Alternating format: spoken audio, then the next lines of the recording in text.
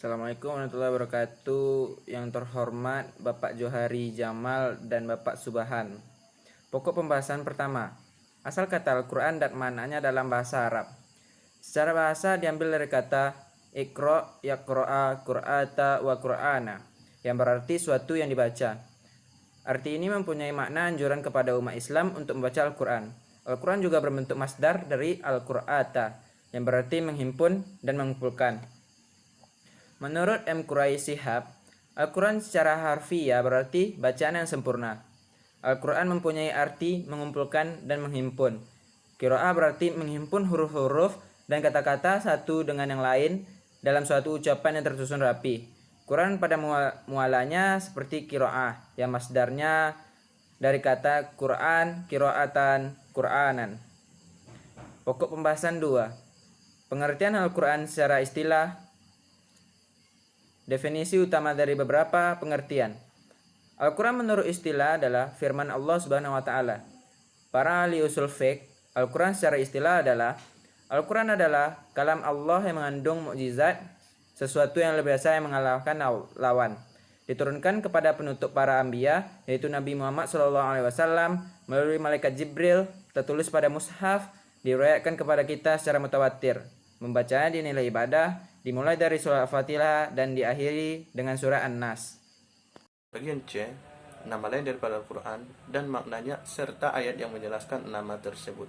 Yang pertama, nama lain daripada Al-Quran adalah Al-Kitab, maknanya adalah kitab terkhusus.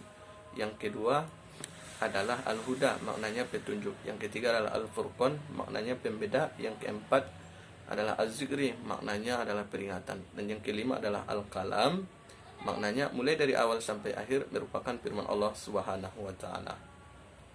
Dan ayat yang menjelaskan nama lain daripada Al-Quran tersebut ada di dalam Al-Quran dan tertera di dalam makalah kami. Kemudian selanjutnya sifat daripada Al-Quran dan maknanya serta ayat yang menjelaskan nama tersebut.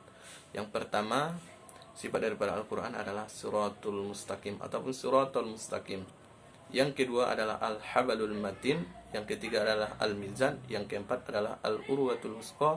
Yang kelima adalah An-Nurul Mubin. Yang keenam adalah Al-Huda. Dan yang keenam adalah Asy-Syifa. Selanjutnya, kehujahan Al-Quran sebagai sumber hukum Islam yang utama. Yang pertama, kebenaran Al-Quran. Yang kedua, kemujizatan Al-Quran. Yang ketiga, dasar-dasar Al-Quran dalam membuat hukum. Perbedaan Al-Quran dengan kitab-kitab sebelumnya. Yang pertama, kitab-kitab sebelumnya telah hilang keutuhan atau keotentikannya. Yang kedua, bahwa Al-Quran ditujukan untuk seluruh alam atau umat manusia. Yang ketiga, bahwa kitab-kitab terdahulu menggunakan bahasa kaum yang kini telah hilang sejak beberapa waktu silam. Al-Quran memuat ringkasan ajaran-ajaran ketuhanan dalam kitab-kitab dan mengkukuhkan kebenaran ajaran-ajaran yang terdapat di dalam kitab-kitab terdahulu, yakni Taurat, Zabur, dan Injil.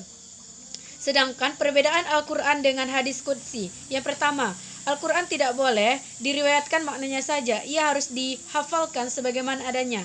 Berbeda dengan hadis qudsi yang bisa sampai kepada kita dalam hadis yang diriwayatkan secara maknanya saja. Pun ia masih bisa dikritik secara sanad dan matan sebagaimana hadis-hadis lainnya. Yang kedua, dalam mazhab Syafi'i atau mushaf Al-Quran tidak boleh dipegang dalam keadaan berhadas kecil, serta tidak boleh dibaca saat berhadas besar. Sedangkan pada hadis qudsi secara hukum ia boleh dibaca dalam kondisi berhadas. Hadis qudsi tidak dibaca saat sholat, berbeda dengan ayat Al-Quran. Membaca Al-Quran, membacanya adalah ibadah dan setiap huruf diganjar 10 kebaikan sebagaimana disebutkan dalam banyak hadis. Al-Quran adalah sebutan yang memang berasal dari Allah beserta nama-nama Al-Quran yang lain.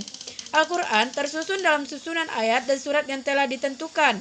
Lafal dan makna Al-Quran sudah diwahyukan secara utuh kepada Nabi Muhammad, sedangkan lafal hadis qudsi bisa hanya diriwayatkan oleh para periwayat secara makna. Sekian hasil dari presentasi kami. Assalamualaikum warahmatullahi wabarakatuh.